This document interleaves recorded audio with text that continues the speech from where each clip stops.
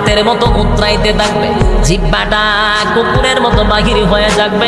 উপায় নাই, উপায় নাই, একটা দুইটা দিন নয় গো, 50,000 বছর উপায় থাকবে না। যুবক ভাই, সেদিন আপনাকে কেউ সুপারিশ করতে পারবে না। আল্লাহ বলেন ইয়াউমা ইয়াফিরুল মারউ মিন আখিহি ওয়া উম্মিহি ওয়া আবিহি ওয়া সাহিবাতিহি ওয়া বানিহি। কিয়ামতের মাঠে কেউ কারো হবে না, মা তার সন্তানের পরিচয় দিবে না, বাবা তার সন্তানের পরিচয় দিবে না, কেউ কারো হবে না, কেউ কারো হবে না।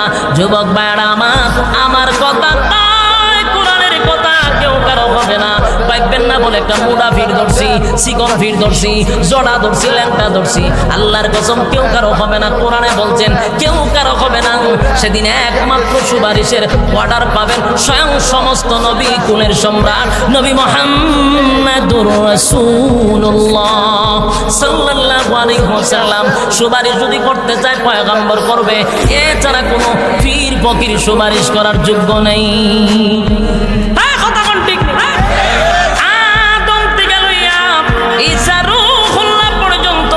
সমস্ত নবীদের মুখে একটা কথা থাকবে, ইয়া রাব্বি নাফসি নাফসি।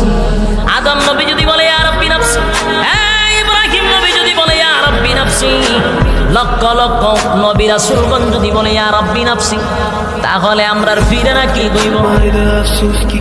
আপনারে জান্নাত তুলে দিই। যুবক ভাইরা আমার, পীর শব্দটা বাংলায় অর্থ তুললে হয় উস্তাদ।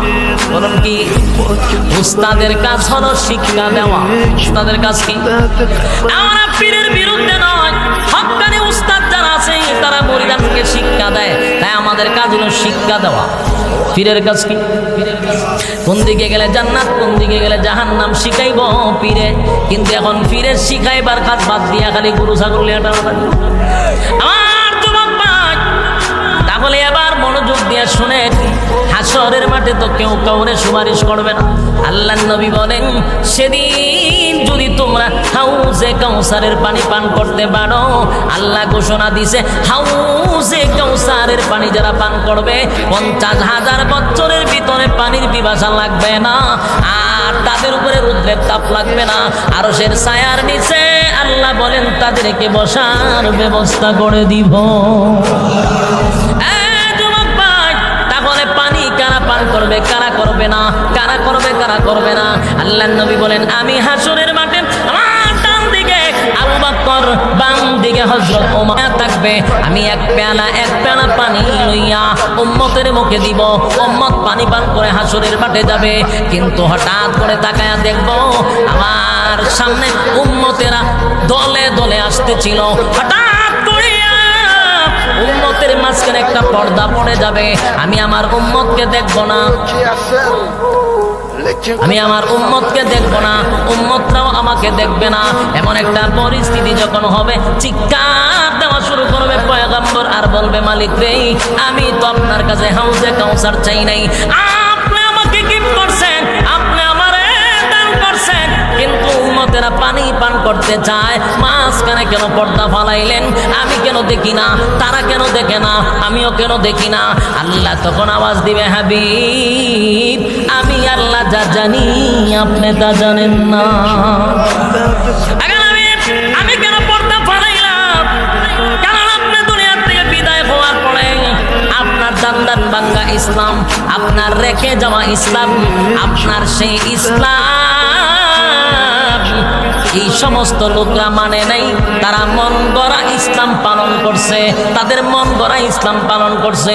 যদি জিগায় পাইছত কই কই বাপ দাদা কইরা গেছে, এরা বাপ দাদার দোহাই দিছে, কোরআন সুন্নাহর দোহাই দেয় নাই, তারা ইসলামটারে বিকৃত কইরা চলছে। তাই আমি আল্লাহ তাদেরকে আপনার বরকতি হাতের পানি পান করাবো না। যারা পানি পান করছে তারা আপনার তরিকা মাইনা চলছে, এই জন্য আপনার হাতের পানি পান করাইছি। আর যাদের সামনে পর্দা ফালাইছি তারা আপনার ইসলামটাকে বিকৃত করছে, মন গড়া জিন্দেগি চালাইছে, এই জন্য আমি তাদেরকে পানি পান করতে দেই নাই। আল্লাহর হাবিব সেদিন চোখের পানিগুলো ছেড়ে দিয়া বলবে মালিক, এই উম্মতের জন্য যুবক ভাই, কারণ এতদিন তাদের স্বার্থের মধ্যে আঘাত পড়ে নাই, এখন নবীর ওয়াজের দ্বারা স্বার্থের মধ্যে আঘাত পড়ে। তখনকার যুগটা ছিল জাহিলিয়াতের যুগ, অবাধে জেনা ব্যভিচার হইত, মদ্যপান হইত।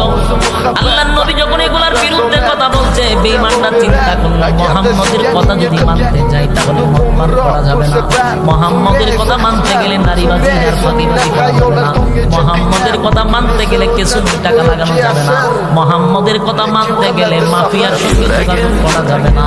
এইভাবে একটার পর একটা যখন মুহাম্মদ নিষেধাজ্ঞা দেয়, মানতে গেলে রোডের বদলা বাস দেওয়া যাবে না। ইসলামের পক্ষে যদি আপনি কথা বলতে চান, কোরআন হাদিস সুন্নাহ অনুযায়ী চলতে গেলে তেলের বোতল মানুষের হাতে থাকবে না, খাটের নিচে যেত না। কথা হয় না? তাহলে যারা খাটের নিচে তেলের বোতল তো হয়, এরার কাছে আমাদের ওয়াজ ভালো লাগবে। সমাজের মধ্যে যারা রডের বদলা পাঁচ দেয়, এদের কাছে আমাদের ওয়াজ ভালো লাগবে।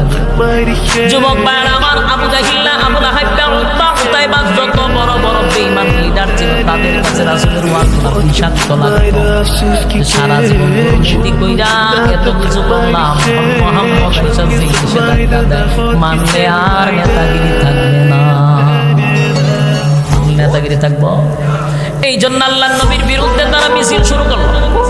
মিছিল কি? মানুষের কাছে আল্লাহর পয়গম্বরকে পাগল বানায়া দিল। উনি তো পাগল হয়ে গেছে, আবুল তাবুল বলে, কেউ বলে মুহাম্মদ ক্ষতিগ্রস্ত হয়ে গেছে, ক্ষতিগ্রস্ত হয়ে গেছে, নাউযুবিল্লাহ।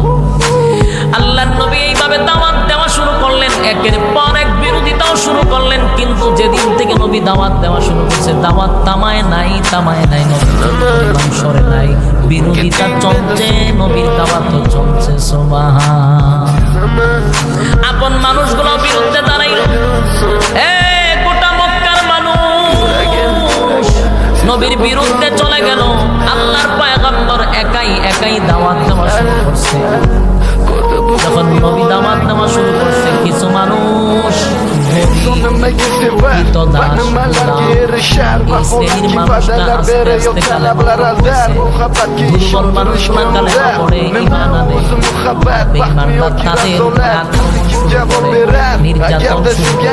নির্যাতনের স্টিমুলার চাপায়া দিছে। এই যে নবীর তিনটা অধ্যায়, দ্বিতীয় অধ্যায়, তৃতীয় অধ্যায়, তিনটা অধ্যায়ের তিনটা বৈশিষ্ট্য, 40 বছরের একটা দ্বিতীয় অধ্যায়, তৃতীয় অধ্যায়। আল্লাহর নবীর প্রথম অধ্যায় 40 বছরের নবী একটা ফুলের টোকাও খায় নাই।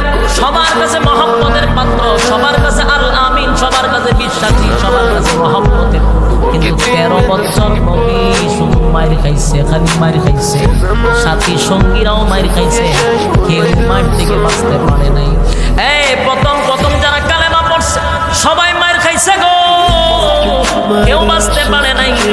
গোলাম দাস অথবা উচ্চ শ্রেণীর মানুষ কালেমা পড়ছে, একা তারা আবু জাহেল শীর্ষ সম্রাট আবু জাহেলের নেতৃত্বে মুসলমানের উপরে হামলা শুরু হইল। হামলা শুরু করার পরে একের পর এক নির্যাতন, একের পর এক নির্যাতন। আসমান থেকে অর্ডার আসে, আমি মাইর খাইবেন, কিন্তু প্রতিবাদ করা যাবে না। বলুন 13 বছর প্রতিবাদ করছে, ওই কথা কন্যা দিতে আপনারা লইয়া ওয়াজ করুন আর গুরুস্থান জিয়ারত করেন 100 মান, সব মুর্দা লইয়া বইছি আমি। না বিরক্ত লাগতেছে আপনারা? বিরক্ত লাগলে আমার ডাবল সুবিধা, কোনো অসুবিধা নাই, সাইরা দিবার একটা সুযোগ হয়েছে। কইতারম তো মুসল্লিরা বিরক্ত, আমি আর ওয়াজ করতাম পেরে গেলাম। দেখ সুবিধা বালা, বেশি খারাপ, তবে আর বেশি সময় দেখতাম না। আপনার লক্ষণ খারাপ দেখলে আমি আস্তে আস্তে ছেড়ে দিতাম। একটু আওয়াজ দিলে কি আপনার কষ্ট হয়নি? যুবক ভাই, কথাগুলি দিলের কান লাগায় শুনে। 40 বছর নবীর শরীরে একটা টুকাও লাগে নাই। সবার কাছে নবী মহব্বতের একজন পাত্র, সবার কাছে প্রিয়।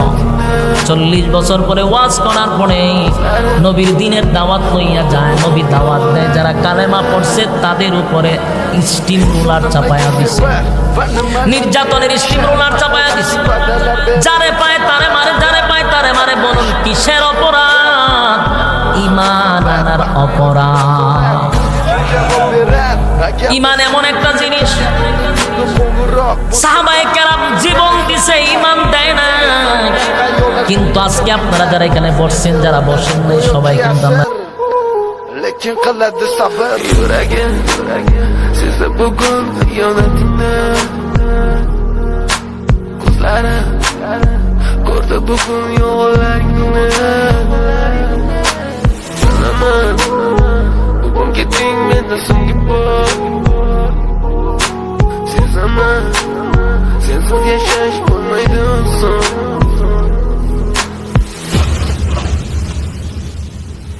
Yo'qotgim kelmaydi afsuski kech, uni ketadi qaytmaydi hech. Menga sig'maydi nahotki sevmaydi endi meni. Yo'qotgim kelmaydi afsuski kech, uni ketadi qaytmaydi hech. Menga sig'maydi nahotki sevmaydi endi meni.